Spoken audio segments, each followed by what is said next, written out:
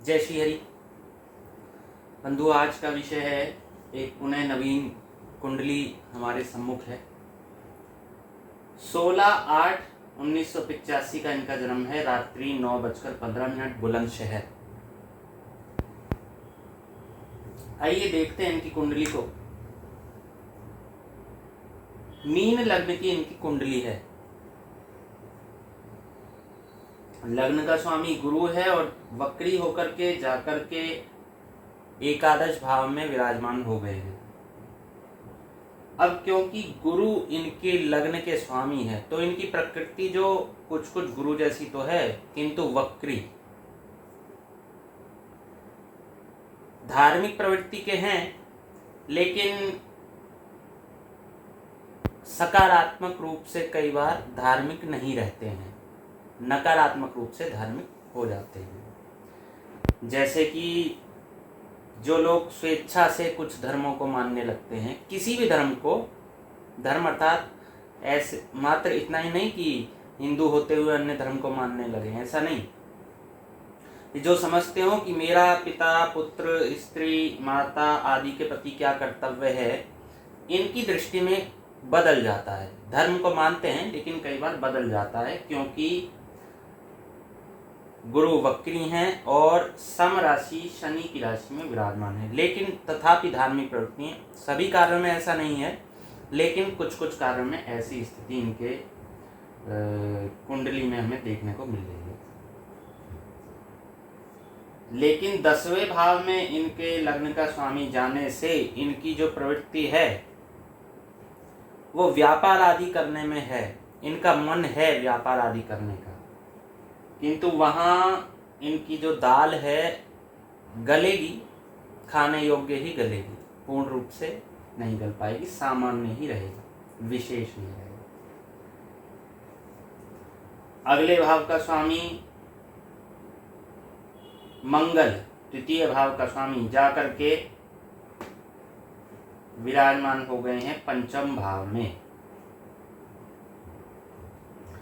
एक बात तो ये दर्शाता है कि इनका परिवार और इनकी धन संपदा जो है वो इनके पुत्र से कहीं ना कहीं, इनकी संतान से संबंधित है। तो मंगल क्योंकि बुध चंद्रमा के मित्र हैं, मित्र राशि में विराजमान हो गए हैं, तो इनकी धन संपदा की वृद्धि कहीं ना कहीं इनके संतान के माध्यम से होगी। अनेकों बार ऐसा होता है कि हमारे संतान हुई और जब से हमारे संतान हुई है तब से हमारी संपदा बढ़ गई है। अच्छा, इसमें विशेष रूप से यह बात भी है कि धन को बढ़ाने वाली विशेष रूप से कन्या ही होती है, और मंगल भी कन्या कारक ग्रह हैं, तो कन्या ही इनके हुई। अब क्योंकि मंगल यहाँ विराजमान है तो क्रोध को प्रदर्शित करते हैं। राहु यहाँ तो ये तो जब इनके संतान भाव का अध्ययन करेंगे तब आएंगे, लेकिन यहाँ राहु विराजमान होने से, यद्यपि राहु यहाँ श्रेष्ठ होता है, लेकिन राहु यहाँ पर विराजमान होने से इनके घर में कलह का वातावरण होगा धन संपत्ति को लेकर, क्योंकि राहु कलह कारक हैं और राहु को ज्योतिष में चोर कहा जाता है, ऐसा हमने अध्ययन किया था। तो धन संपत्ति की चोरी, कपट होगा इनके साथ कुछ धन संपत्ति के विषय में राहु के यहाँ विराजमान होने से। साथ ही साथ इनकी जो वाणी है, यद्यपि मंगल जाकर के, वाणी का स्वामी मंगल जाकर के मित्र स्थान में है तो वाणी अच्छी है, लेकिन विनम्र नहीं मानो आप उन्हें, विनम्र वाणी नहीं कि सर्वथा ही विनम्र। जिसके लिए विनम्र होना चाहिए उसके लिए विनम्र, और जिसके लिए नहीं विनम्र होना चाहिए उसके लिए विष का वमन करने वाली इनकी वाणी है। लेकिन राहु यहाँ विराजमान होने से, विष के वमन के साथ राहु भी विराजमान होने से, तो कभी कभी अपशब्द भी उसमें प्रयोग हो जाते हैं। तृतीय भाव का स्वामी शुक्र जाकर के अपने से अगले भाव में, माता के भाव में विराजमान हो गया, तो पराक्रम का स्वामी अपने अगले भाव में विराजमान होने से पराक्रम तो करेंगे, पुरुषार्थ करेंगे, परिश्रम करेंगे, लेकिन माता को हानि देंगे, माता के साथ झगड़ा कहीं ना कहीं इनका रहेगा। तो सावधान रहें इस चीज के प्रति, माता से झगड़े में ना पड़ें। और अगला भाव पुनः देखते हैं। तृतीय भाव का स्वामी अगले भाव में विराजमान हो गया है, अर्थात सुख स्थान के भाव का स्वामी या माता के भाव का स्वामी बुध जाकर के अगले भाव में विराजमान होने से यद्यपि माता के सुख में वृद्धि कर दी, लेकिन शत्रु भाव में है। बुध चंद्रमा की राशि में है, शत्रु के स्थान में है, वक्री होकर के बैठे हैं। इससे यद्यपि माता के सुख में वृद्धि हुई, अनेकों सुखों में वृद्धि हुई, इनके आराम आदि में भी वृद्धि हुई, लेकिन वो कष्टकारक हुआ। साथ ही साथ माता के सुख में तो वृद्धि है, माता का सुख तो है, माता अच्छी हैं, स्वस्थ हैं, ठीक हैं, लेकिन माता से संबंध अच्छे नहीं है, क्योंकि माता के भाव का स्वामी शत्रु भाव में विराजमान हो गया है। और माता अपने आप को शत्रु से घिरा हुआ अनुभव करती हैं, दुख में अनुभव करती हैं, जैसा हम लोग शत्रुओं के मध्य अनुभव करते हैं। इसके लिए यदि ये चाहें तो बुद्ध के उपाय कर सकते हैं।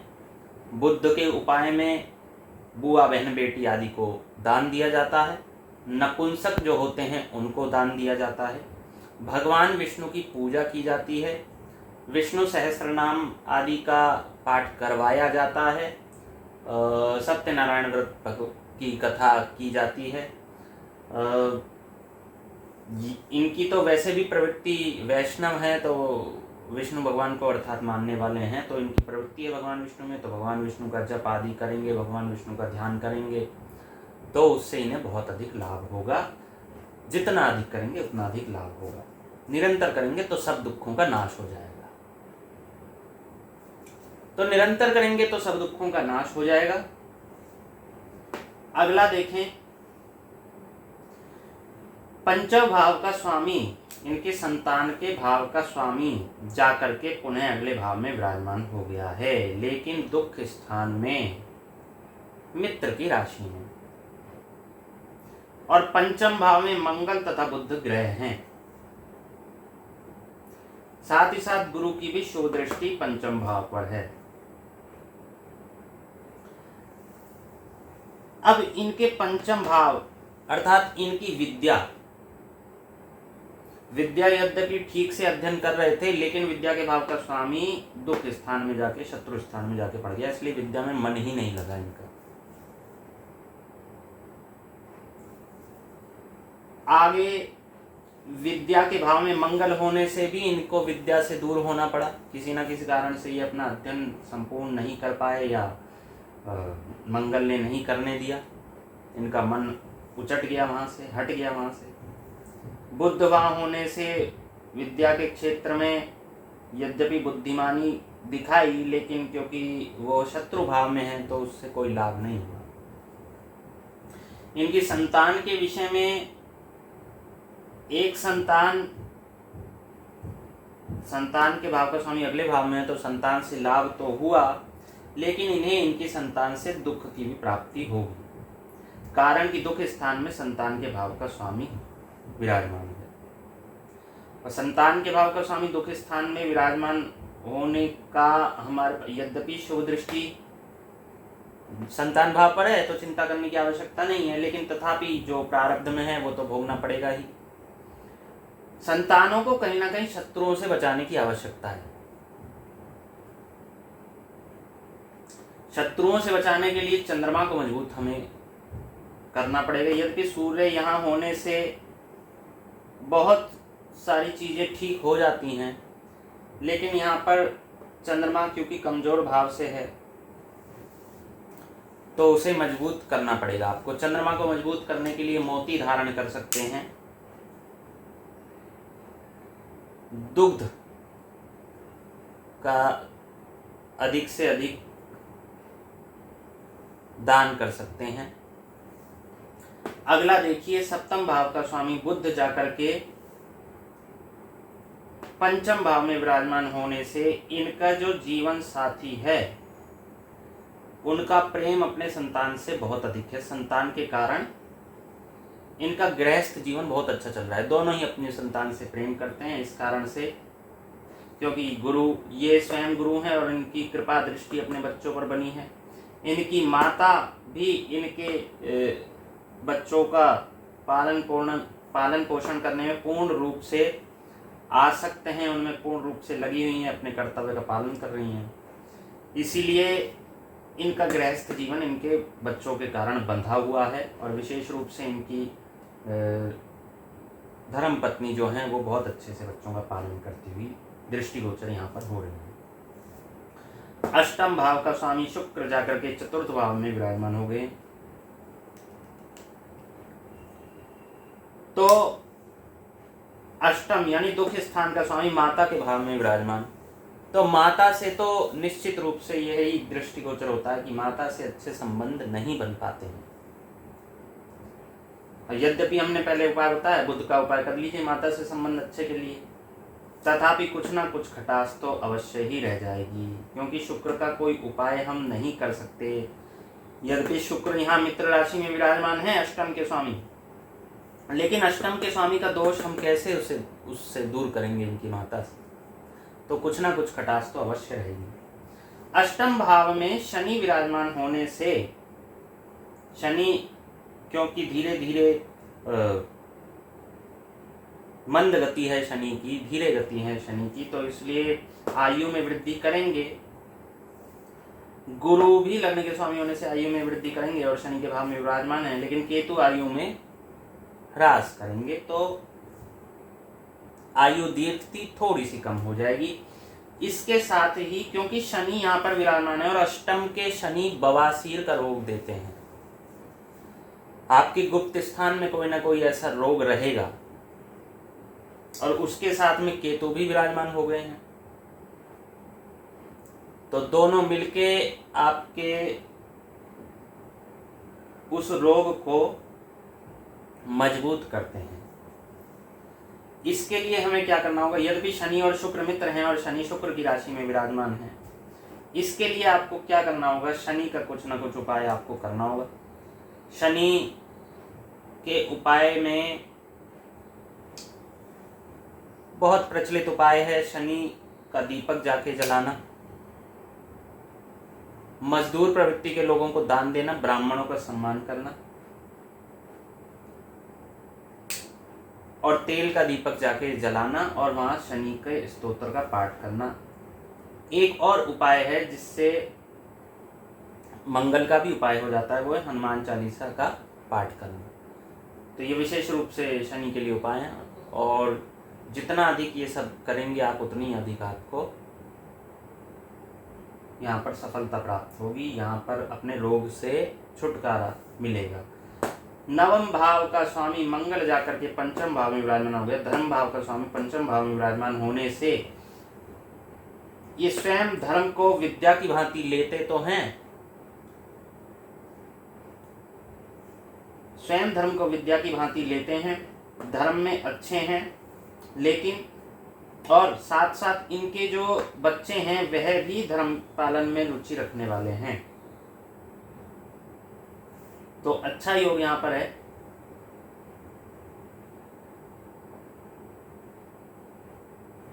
अगला देखते हैं, दशम भाव का स्वामी जा करके अगले ही भाव में एकादश भाव में विराजमान हो गए, इसलिए नौकरी के क्षेत्र में अच्छा करेंगे, नौकरी के क्षेत्र में अच्छा रहेगा, क्योंकि गुरु अपने सम के शनि के भाव में विराजमान है। गुरु और शनि की ना मित्रता है ना शत्रुता, तो सामान्य रहेगा उससे, लेकिन क्योंकि अपने भाव से अगले भाव में गया स्वामी वृद्धि करता है, तो सामान्य से अच्छी रहेगी नौकरी। शुक्र की भी दृष्टि यहाँ होने से नौकरी में आराम भी दृष्टिगोचर होगा, आराम भी रहेगा, और शनि की दृष्टि यहाँ होने से शनि की दशांतर दशा में वो नौकरी से संबंधित नौकरी छोड़ने से संबंधित समस्याओं का सामना करना पड़ता है, करना पड़ सकता है, और ऐसा भी संभव है कि उस रोग के कारण, जो बवासीर आदि रोग है, उसके कारण भी नौकरी करने में समस्या का सामना करना पड़े, तो उसका आप उपाय अवश्य करें। अब क्योंकि 10वें भाव का स्वामी इसमें चला गया,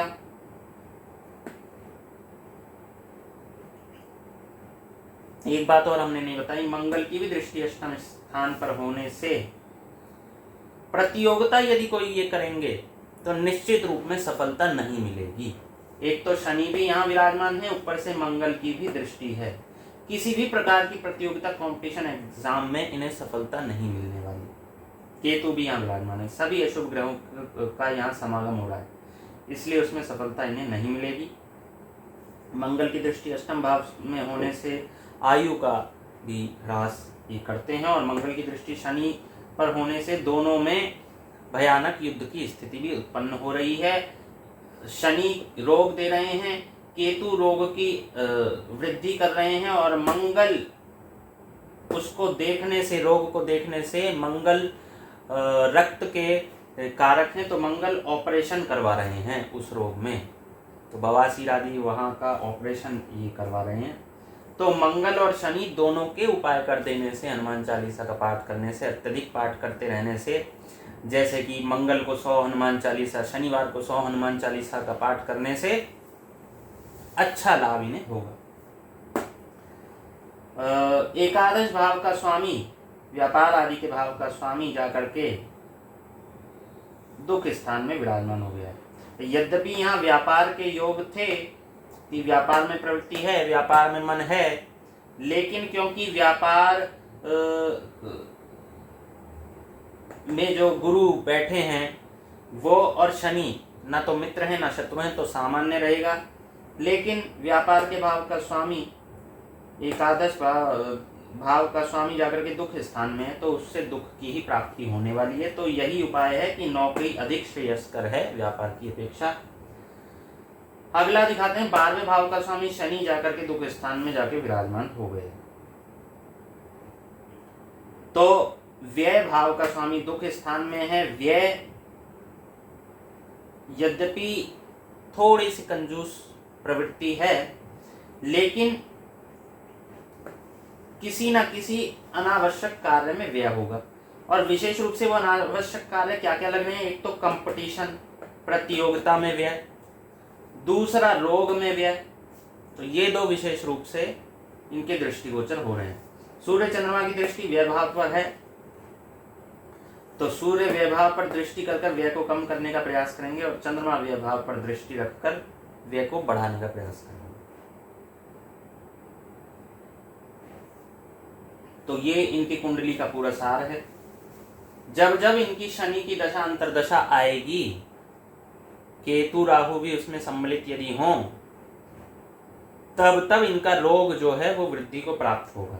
और मंगल की दशा, ऐसी कोई दशा आई जिसमें मंगल भी साथ में निहित हो गया, तो ऑपरेशन की संभावना बनेगी। जैसे 2003 से 2006 में शनि की अंतर्दशा आई थी, शुक्र में शनि की, तो हो सकता है उसमें इस रोग में कुछ, इस रोग ने अपने को प्रदर्शित किया हो, प्रकाशित किया हो। 2021 से 2022,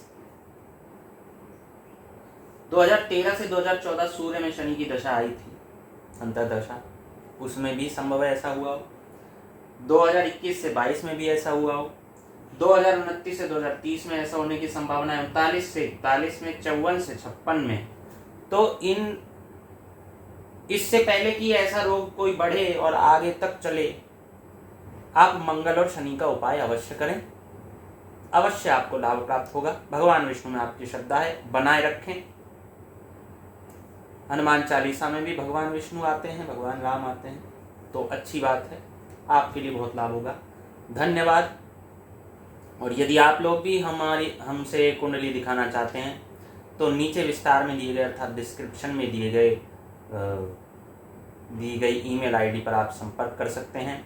हमारी ईमेल आईडी है narayanputrharsh@gmail.com, नीचे प्रदर्शित है। धन्यवाद। जय श्री हरि।